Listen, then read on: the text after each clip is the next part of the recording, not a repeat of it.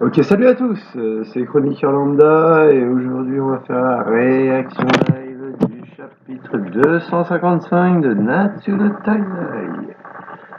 Alors,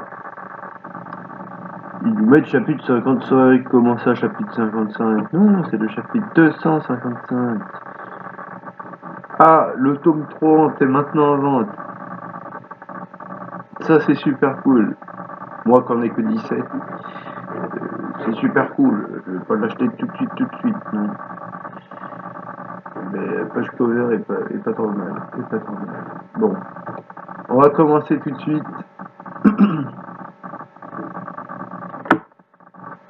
Si ça veut bien ne pas bugger, bien sûr. Première page. Ah, on a je ne sais quoi, si c'est un concours au Japon sur un autre manga. Blizzard, Axel, je ne connais pas. Je ne connais pas. Bien, bien, bien.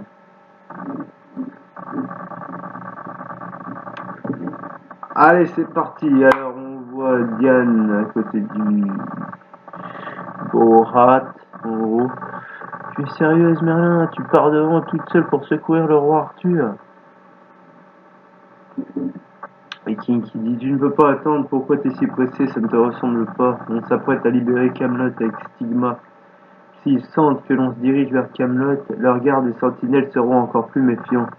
Si je veux le trouver, je n'aurai pas d'autre chance. Je suis contre cette idée. Escanor. Escanor. Ça ne sert à rien de vous mettre en danger pour un petit mouflet qui se rappelle des jupons de sa mère. Il est trop fort, lui, il est trop fort. Il, il te sort vraiment les bonnes punchlines à chaque fois, lui. Alors, Hawk, dis Merlin, pourquoi tu vas toujours aussi loin pour défendre Arthur? Il ne s'est toujours pas éveillé à la magie, n'est-ce pas? Exactement, dit Escanor, t'en savais rien d'abord. Arthur a été choisi, donc là c'est Merlin qui parle. Arthur a été choisi par l'épée sacrée pour diriger un jour Britannia. Il est l'enfant de l'espoir. Très bien, ok. L'enfant de l'espoir de Britannia, d'accord. D'accord, d'accord.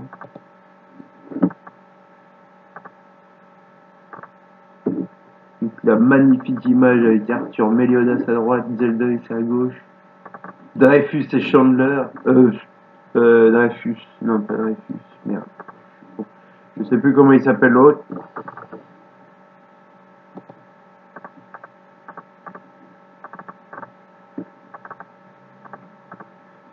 Oui, dormeur. Qui c'est celui-là? Avec cette aura étrange, dit Chandler. Un intrus. C'est un bon regard que tu as là, c'est une personne complètement différente comparée au petit pleurnichard incapable de protéger Merlin, dit Méliodas. Cela vaut aussi pour toi, répond Arthur. Tu n'es plus le Méliodas que j'ai connu. Tu comptes sérieusement tous nous affronter? Rien que toi? Franchement, ouais, il est chaud Arthur. Je sais pas quel power-up il a réussi à avoir avec son épée là, mais il faut qu'il ait un putain de power-up pour pouvoir le maîtriser là. Quel est cet étrange aura qui émane de l'épée sainte? Va savoir, elle n'appartient ni au clan des démons, ni à celui des déesses. Mais l'audace du clan des démons, et vous qui êtes derrière lui, je vous pourfendrai et je ne récupérerai le royaume. Putain, il est chaud, Arthur, il est chaud, il est chaud! Suivant. Allez, arrête de bugger, s'il te plaît.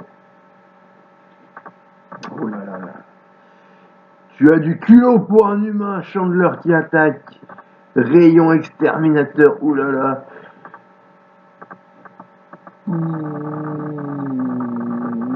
Que s'est-il passé? Que s'est-il passé? Je pense que Arthur a esquivé ou un truc du genre. C'est pas possible. Oh! Mais il lui a coupé la tête! Il lui a coupé la tête! Ne sous-estime pas les humains! Oh, il a coupé la tête de Chandler! Non, mais il lui a coupé la tête! Attendez là!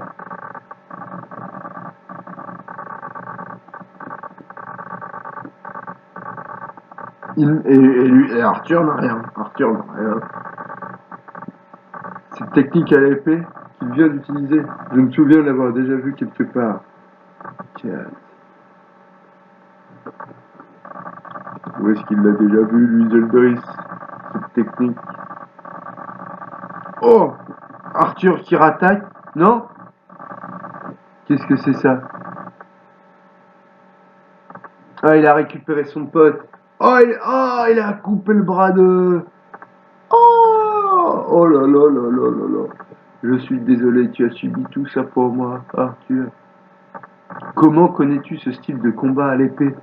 Non mais c'est un style de combat son power-up c'est plus un style de combat en fait. Qui a... Apparemment ils connaissent et là il le recoupe en deux. Mais non mais c'est phénoménal, mais c'est phénoménal. C'est censé être le maître de Zeldoris et le maître de Meliodas. Et ils se font bouffer, mais en 2-2 quoi. En 2-2. Oh.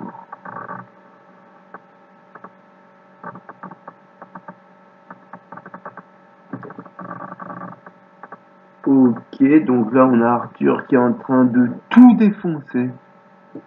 Tout simplement, le château, il défonce tout.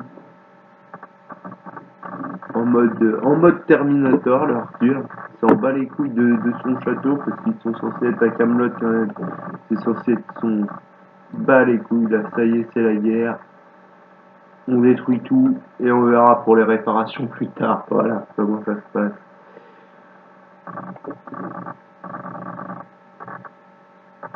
J'ai faim. D'accord, allons chercher à manger quand nous en aurons fini ici. Ah mais attends, il reste encore Zeldoris et Meliodas, ouais. Eh bah tiens, Zeldoris qui attaque. Mais Arthur qui arrive à le parer, mais trop facilement, quoi. C'est ouf. C'est ouf le power-up qu'il a eu. Hein.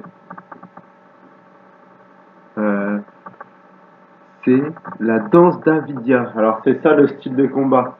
Ça s'appelle la danse d'Avidia. C'est exactement comme la technique de l'épéiste aveugle, qui, il y a bien longtemps, permettait de contrer n'importe quelle attaque surprise. Mais comment la connais-tu?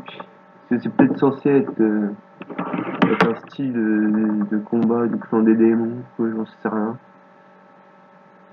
Je vous ai déjà dit de ne pas sous-estimer le clan des humains. Oh, double page! Oh! Pic mortel! Oh, il a envoyé valdinguer Zeldoris. J'ai déjà vu cette technique aussi, elle appartenait au chef de guerre Tarténos. C'était aussi le cas pour les techniques utilisées sur Chandler et Cusack. C'est la copie conforme de celles utilisées par le célèbre maître épéiste Carfen. Je crois qu'on commence à comprendre à qui on a affaire. Merlin m'a tout le temps parlé de cette épée, de son immense pouvoir si immense qu'il ne devait jamais être utilisé inconsidérément, jusqu'au jour où nous ferions face à une menace sans précédent. Quelle ironie! Je n'aurais jamais imaginé que cette menace viendrait de toi, Meliodas. Pense. Changeons de page. Ah, on revient sur là-dessous. Au fait, Merlin, pourquoi les rois sont-ils choisis par l'épée sacrée d'abord? Alors, on va voir l'explication un peu de l'épée sacrée. Selon les dires, l'épée sacrée n'était à l'origine qu'une épée classique, sans aucun pouvoir magique, et elle fut offerte à un épéiste par la princesse d'un lac. Le premier à manier l'épée fut le roi Carfen, le maître épéiste renommé. C'était un homme courageux qui combattit le clan des démons, mais quels que soient leurs accomplissements, tous les héros finissent par mourir un jour. Alors qu'il était sur le point de mourir pour le bien de celui qui succéderait, il purifia l'épée de son propre sang et avec sa propre âme. Ce qui était étrange, c'est qu'au lieu de rouiller à cause du sang, elle devint plus puissante et plus tranchante en héritant de son essence. Son propriétaire suivant fut le héros connu sous le titre du roi du combat, craint par le clan des démons. Lorsque lui aussi il fit face à une mort inéluctable à cause de la maladie, il purifia l'épée de son sang et de son âme pour la transmettre à son successeur, comme s'il avait hérité de la volonté de Garfen. Ok, donc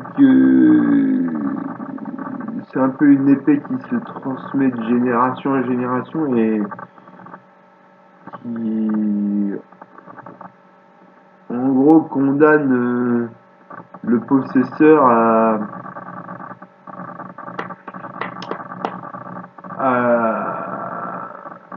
une fois à sa mort à donner son sang et son âme à cette épée histoire qu'elle soit est-ce qu'elle est plus puissante à chaque fois qu'un de ses détenteurs meurt ou est-ce que elle prend juste la force de celui qui elle était avant, je ne sais pas. Alors, au fur et à mesure, ce procédé se répéta un nombre incalculable de fois à travers les millénaires. Et les âmes d'une multitude de héros reposent à présent dans l'épée. Ah oui, d'accord, voilà, ok. Donc maintenant, il y a une multitude de héros qui reposent dans l'épée, ce qui accroît encore plus sa force. Et un héros humain transmettant son savoir pour le bien d'un autre héros, la somme de tout ceci finit par donner naissance à l'épée sacrée. Au bout d'un moment, l'épée sacrée commença à choisir ses propriétaires d'elle-même, décidant si oui ou non la personne était digne de diriger les autres et de brandir cette épée. Ok, pas mal. Et là. Ouh.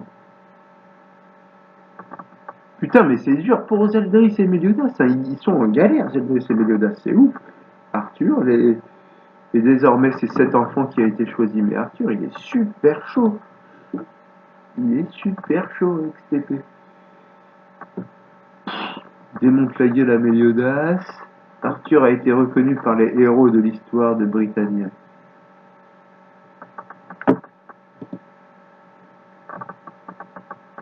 On va arriver sur la dernière page. Oh. Roi parmi les rois. Et voilà. Et voilà. Transparaître, suivre dans le chapitre 256, l'épée sacrée transperce. Okay. Transparaître dans les moments de crise de héros grâce à toutes les techniques accumulées dans la lame. Tranche les âmes démoniaques avec l'épée sacrée. Et les gens qui sont autour doivent être tous les anciens propriétaires de cette lame, justement. Donc, d'accord. Bon, bah franchement, très bon chapitre. Si on fait un peu la synthèse de tout ça, on avait surtout du Arthur qui se battait contre Zeldris, Meliodas, Cusack, Chandler, et qui les a défoncés, tout simplement. Et on a de l'autre côté Oborhat, une discussion entre les 7 péchés capitaux. Merlin qui explique un peu le pouvoir de cette épée sacrée, donc on en apprend plus, surtout sur Arthur. Je sens que là, ça va être le moment vraiment pour Arthur. Je pense qu'on va de plus en plus se pencher sur lui sur les prochains chapitres. Donc c'est super. Et puis, enfin voilà, on a Meliodas qui est... Moi j'adore ce genre d'histoire où le gentil devient méchant, mais est-il vraiment méchant? On ne sait pas. C'est toute une intrigue que j'adore là-dessus de Taizai et voilà, on va pas en dire plus pour aujourd'hui, on va attendre le nouveau chapitre la semaine prochaine, le chapitre 256. Et jusque là, amusez-vous bien et à la prochaine. Allez, ciao!